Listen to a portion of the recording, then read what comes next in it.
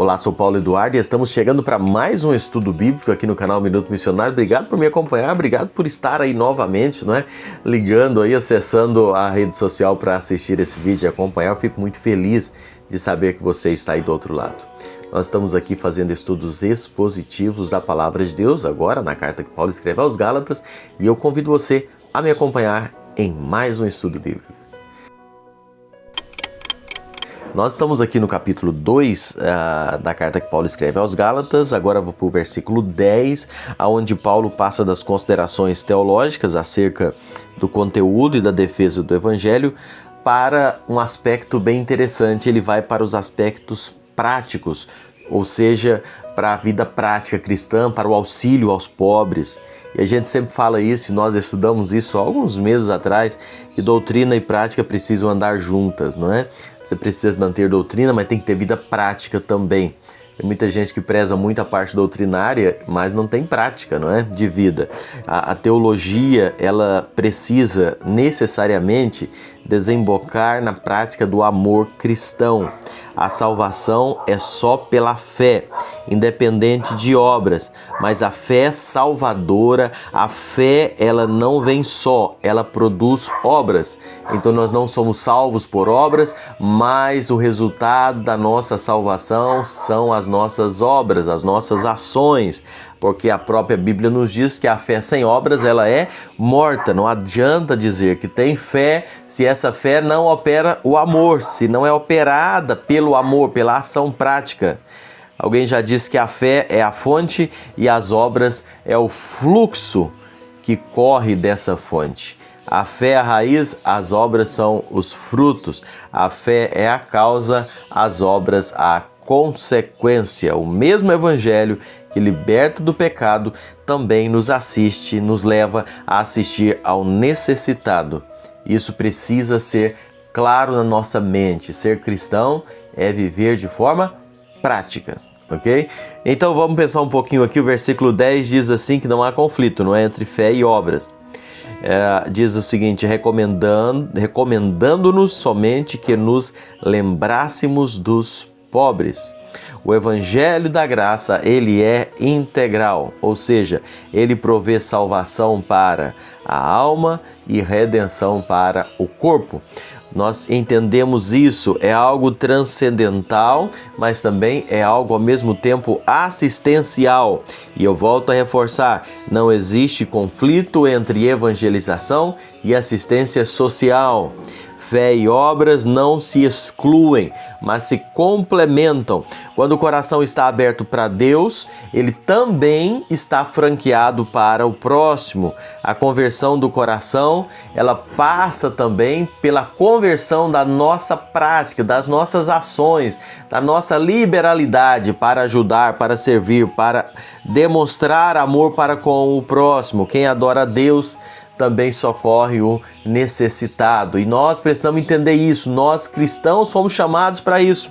Nós somos chamados para demonstrar amor, para ajudar, para servir, para cooperar, para na prática mostrar o nosso amor cristão. Porque muitas pessoas dizem que amam a Deus, mas não faz nada por ninguém. Não serve, não auxilia. O amor é prático. O amor cristão, a nossa salvação, ela precisa ser demonstrada na prática, através das nossas ações. Parte B do versículo 10 nos diz: e o que também me esforcei por fazer.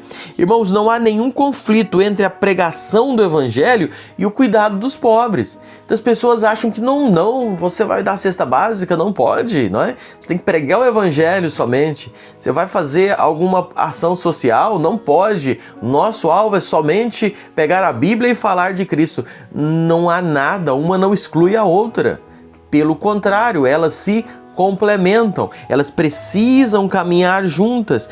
Paulo foi um homem que se afadigou para a palavra, ele esforçou, ele gastou pelo evangelho, ele pregava com senso de urgência, ele pregava com lágrimas, mas ao mesmo tempo ele se esforçou para socorrer aos pobres. Para você ter uma ideia, Paulo foi a Jerusalém 2 vezes com o propósito de levar ofertas aos necessitados.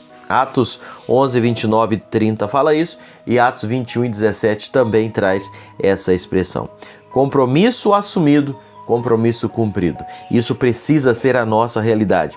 Paulo aqui olha a pobreza dos crentes da Judéia e despertou simpatia das igrejas gentias. Romanos 15, versículos 25 a 27, e também 1 Coríntios 16, versículos de 1 a 4, 2 Coríntios, você vai ver no capítulo 8 e no capítulo 9.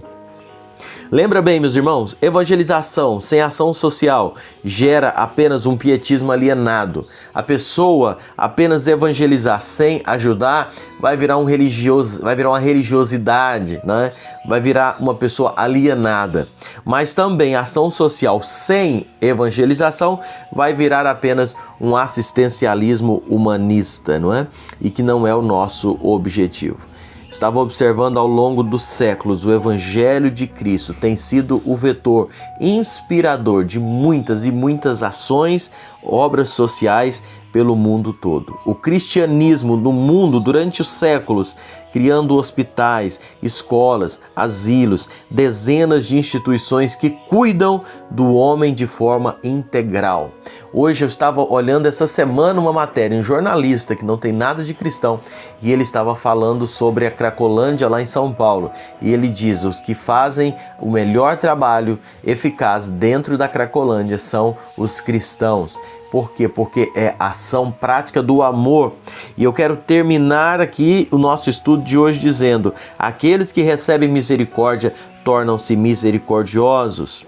Aqueles que recebem benefícios espirituais devem retribuir com benefícios espirituais e materiais também. Romanos 15, 26 e 27.